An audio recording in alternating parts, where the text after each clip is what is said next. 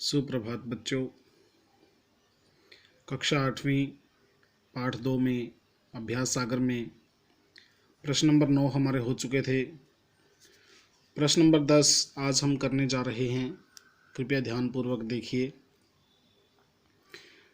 निम्नलिखित गद्यांश को ध्यान से पढ़िए तथा नीचे दिए गए प्रश्न के उत्तर लिखिए। पहले आप जो गद्यांश है, आपका अपठित गद्यांश है, इस गद्यांश को आपने 2 से 3 बार ध्यानपूर्वक पढ़ना है। इसके नीचे प्रश्न दिए हुए हैं, उन प्रश्नों के उत्तर आपने स्वयं लिखने हैं। देखिए, एक बार मैं पढ़ लेता हूँ। रीनू ने सबसे कह दिया कि रेवा की मम्मी ने रेवा के जन्मदिन पर बुलाया है। किसकी मम्मी ने? रेवा की मम्मी ने किसके जन्मदिन पर? रेवा के जन्मदिन पर बुलाया है। दूसरे दिन 1 अप्रैल थी।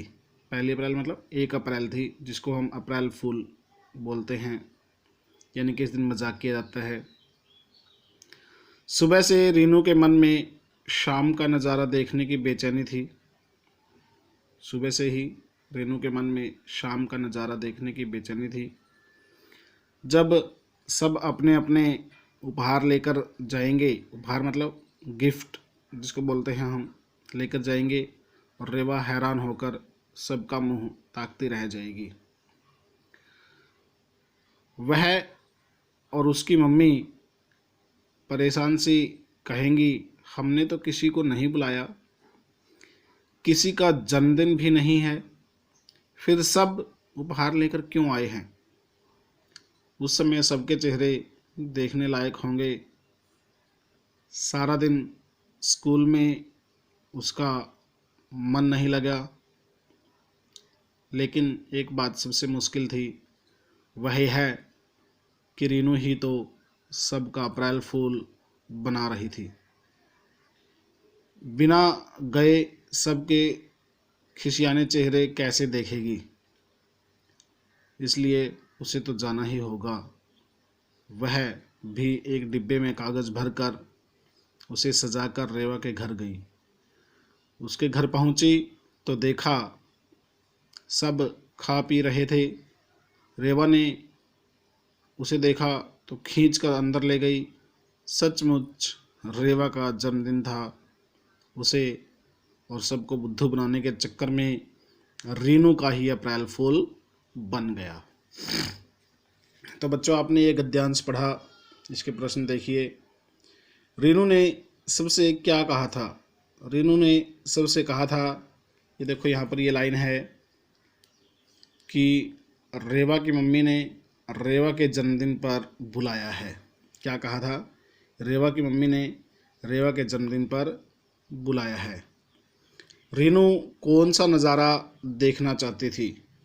रीनू शाम का नज़ारा देखना चाहती थी कि सब जब रेवा के घर उपहार लेकर के जाएंगे तो रेवा हैरान होकर सबका मुंह देखेगी, और जिसकी मम्मी है वो कहेगी कि हमने तो किसी को भी नहीं बुलाया था। ये नज़ारा रीनू देखना चाहती थी।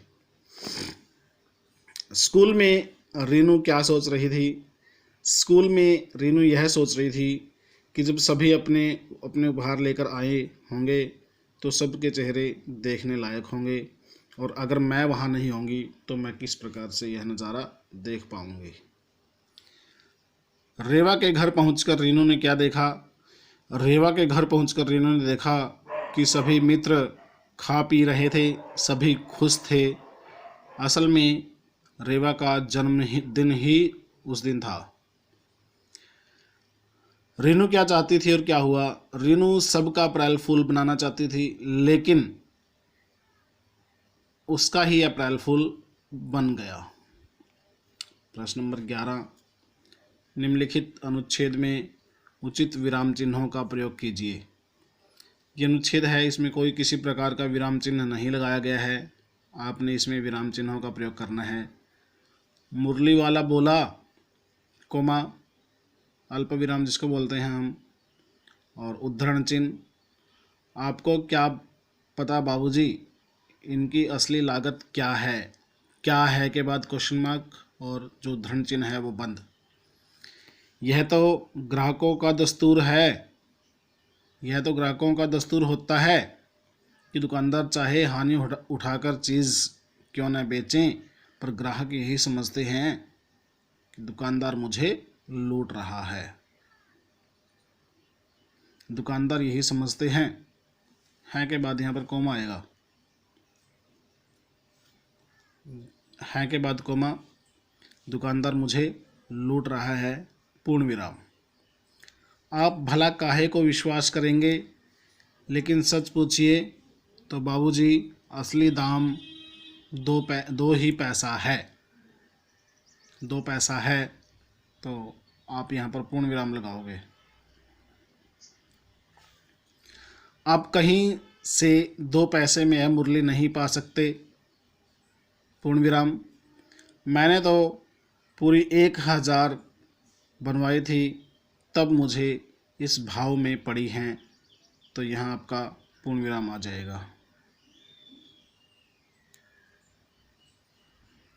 पूर्ण विराम।